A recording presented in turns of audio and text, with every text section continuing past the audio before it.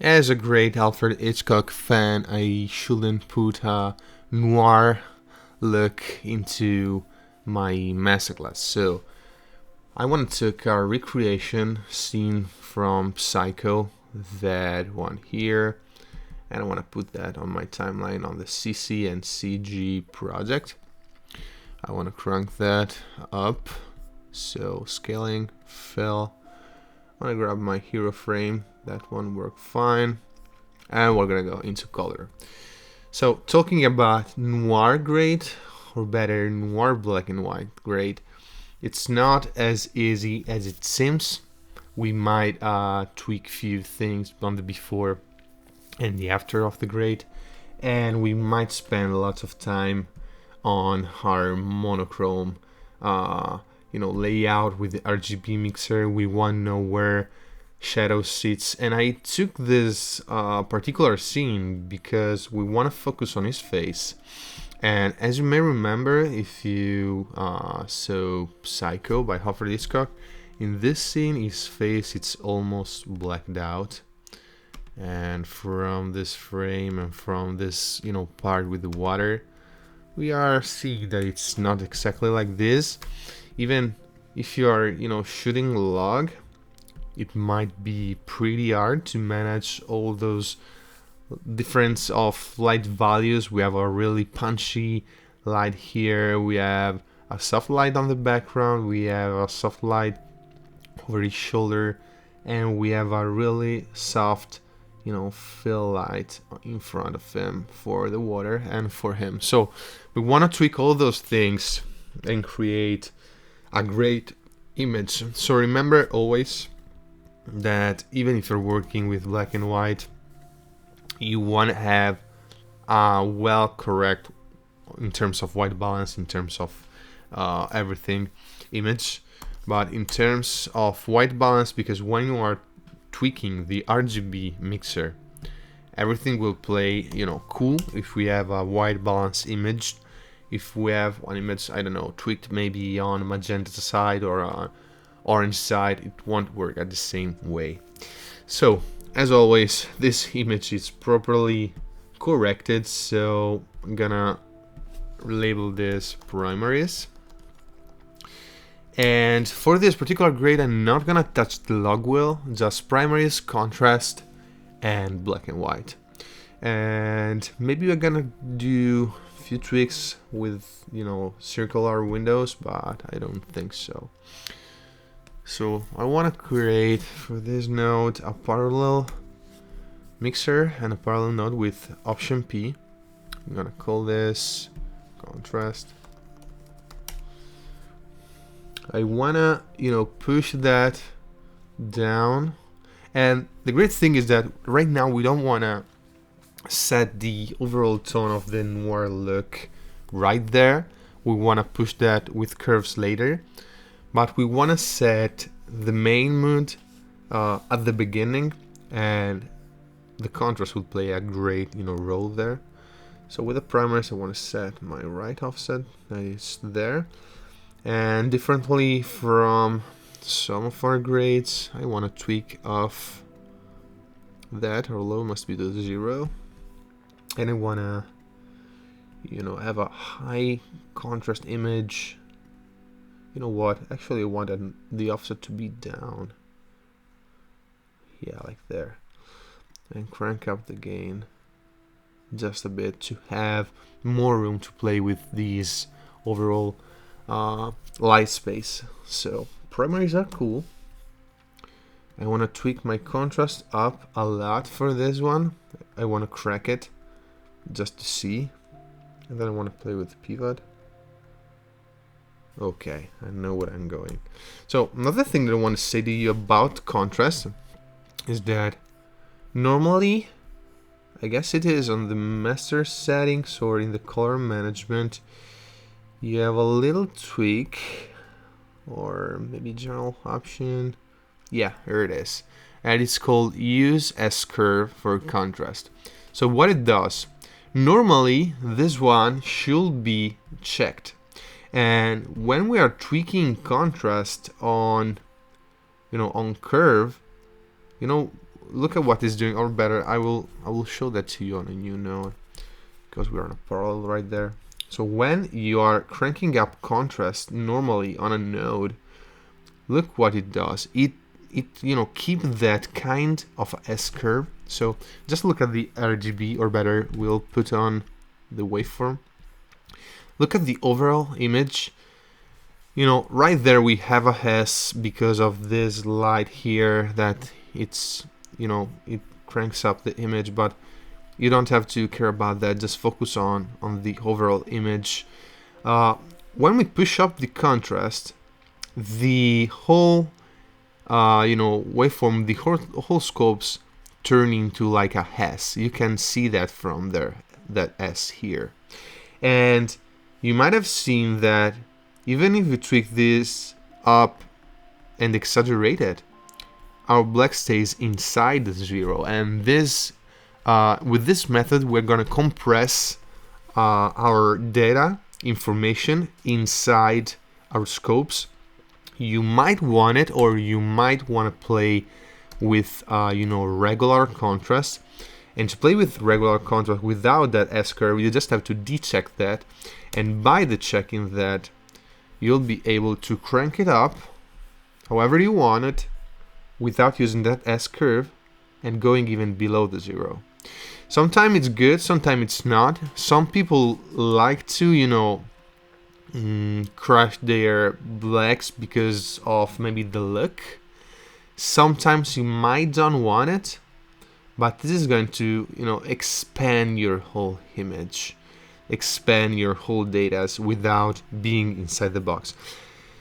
I don't know where, but sometimes you might want it. I use it sometimes with, with image where I want to tweak just the black and the high point a bit, and I don't want to be compressed. I just want to touch it that just with that little part and not with the overall, shadowy area.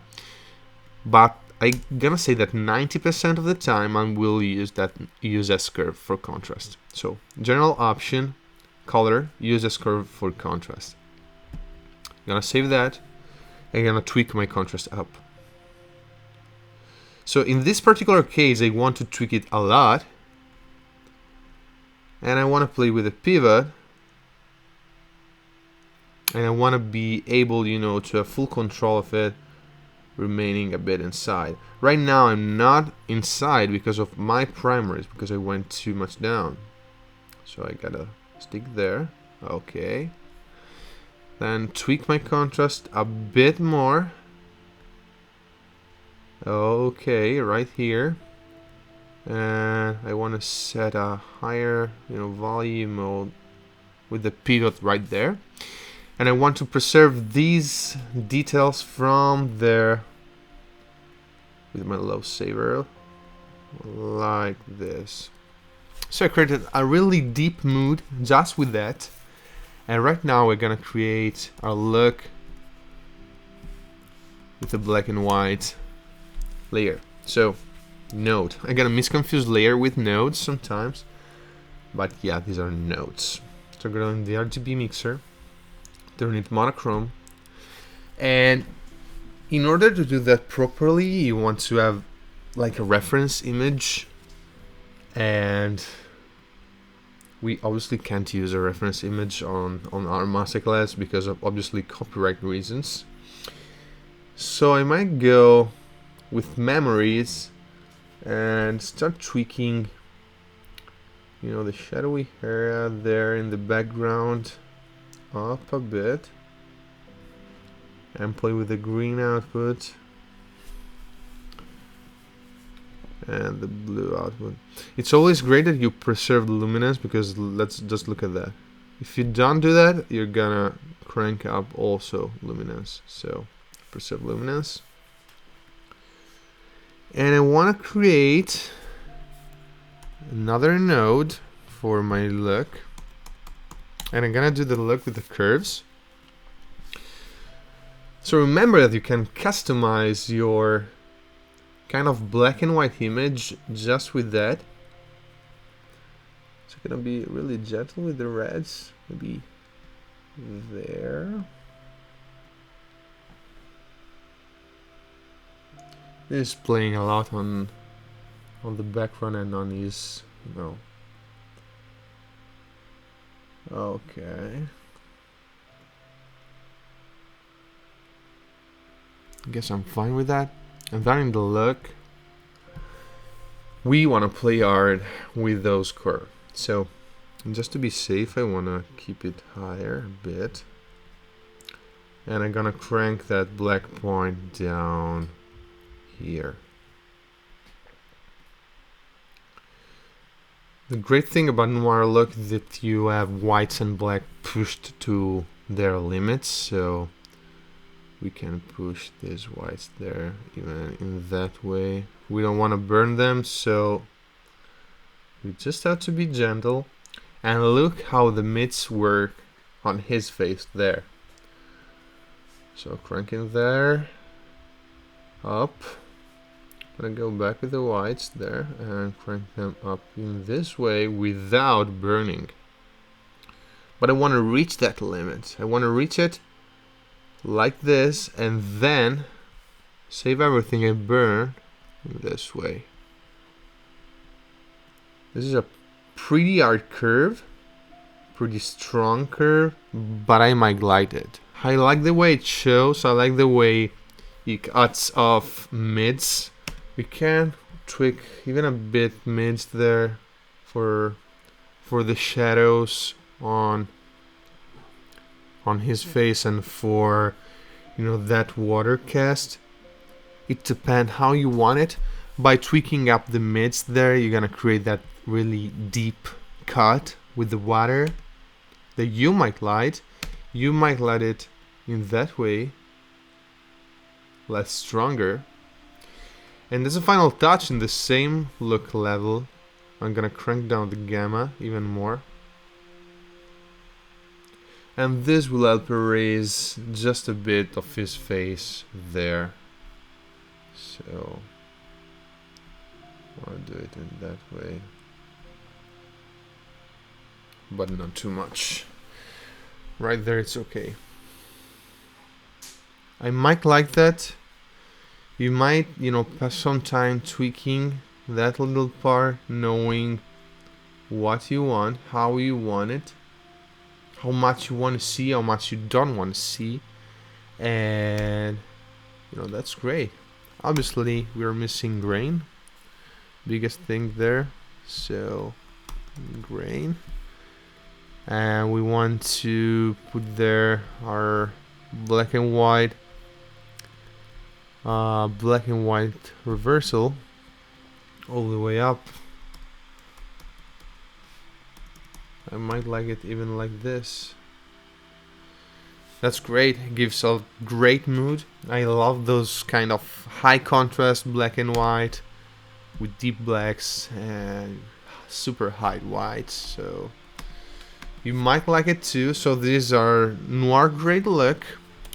Pass some time with this layer because it's the layer that changed everything with the look layer. Obviously, this should create the overall look.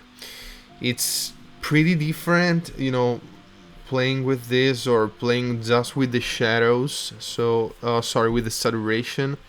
I highly suggest to, use monochrome as a translation and not pulling off the shadows. So you're already telling to the RGB channel, you're telling to the whole node tree that you are now playing with a monochrome image, so the program knows it and it treats your nodes in a correct way. And yeah, pretty simple but effective. And remember that customization in terms of black and white stands all there.